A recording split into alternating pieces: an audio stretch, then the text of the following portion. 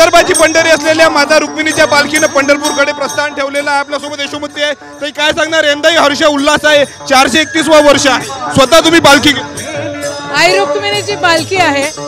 आई रुक्मिणी सासरी चाललेल्या आहेत आणि अतिशय उत्साहाने दरवर्षीप्रमाणे याही वर्षी देखील आम्ही अंबानगरीमध्ये आई रुक्मिणीचं स्वागत ठेवलेलं आहे आणि त्या अनुषंगाने चाललोय। काय साकडं घातलेलं आहे? काय साकडं असणार आहे? काय साकडं आहे? काय साकडं मला ऐकून काय साकडं घातलेलं आहे? आपला देश सुरक्षित राहिला पाहिजे, बळीराजा सुखावला पाहिजे, सुख समृद्धी पाहिजे आणि एकोपा, या ज्या देशातला एकोपा आहे हा टिकून राहिला पाहिजे। काही लोक धर्माच्या नावाने राजकारण करतायत आणि देशाचं वातावरण बिघडवायचा प्रयत्न करतायत, तर देश बिघडणार नाही आहे हा विश्वास आम्हाला आहे। आणि आई रुक्मिणीकडे साकडं हेच आहे की बळीराजा सुखाव आणि देश एकत्र व्यवस्थित राहावं। बळीराजा सुखी राहायला पाहिजे आणि देश एकत्र राहायला पाहिजे असं साकडं जे आहे ते विठ्ठलाच्या चरणी असल्याचं यशोमती ठाकूरांनी सांगितलेलं आहे। आपण दृश्यांमध्ये बघू शकतो पालखीचं आगमन जे आहे ते अमरावती शहरामध्ये झालेलं आहे।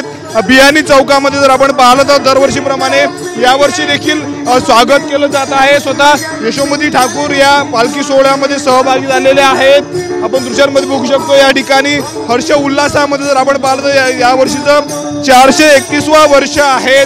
सर्वात मोठी पालखी म्हणून जर आपण पाहिलं तर सर्वात जी आहे ती जुनी पालखी म्हणून या संपूर्ण पालखीची ओळख आहे आणि अशा पद्धतीने आपण बघू शकतो मोठ्या संख्येने भाविक जे आहे ते पंढरपूरकडे रवाना झालेले आहे। जवळपास 30 दिवसांचा पायी प्रवास करून हे संपूर्ण वारकरी जर आपण पाहिलं तर पंढरपूरला आषाढी एकादशीला पोहोचत असतात। विदर्भातील हजारोच्या संख्येने भाविक जे आहेत ते आता पंढरपूरकडे निघालेले आपण दृश्यांमध्ये बघू शकतो। वृद्ध जे आहे ते वारकरी यामध्ये आहेत, उन्हाची पाण्याची कुठलीही पर्वा न करता तब्बल 30 दिवस जे आहे ते संपूर्ण वारकरी पायदळ चालत असतात। आपल्या विठुरायाला भेटण्याची इच्छा जी आहे ती वारकऱ्यांच्या मनामध्ये असते आणि तीच इच्छा घेऊन जे आहे ते निरंतर तब्बल 30 दिवस वारकरी जातात। आपण दृश्यांमध्ये बघू शकतो महिलांची मोठी संख्या आहे। दरवर्षी जर आपण पाहिलं तर दरवर्षीच्या तुलनेत यावर्षी आपल्याला पाहायला भेटते मोठ्या प्रमाणावर वारकरी आहेत। तुळस जे आहे ते डोक्यावर घेऊन, झेंडा आहे, पताका आहे आणि हातात मुखात हरिनामाचा गजर घेऊन संपूर्ण वारकरी जे आहेत ते आता पंढरपूरच्या दिशेने रवाना झालेले आहेत।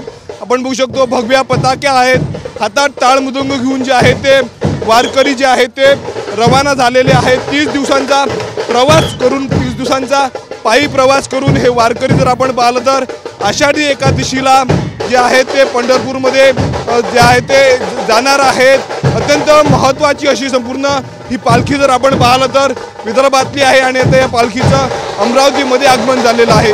कॅमेरामॅन अनिकेत दातोंडेसह मी स्वप्नील उमक, TV9 मराठी, अमरावती।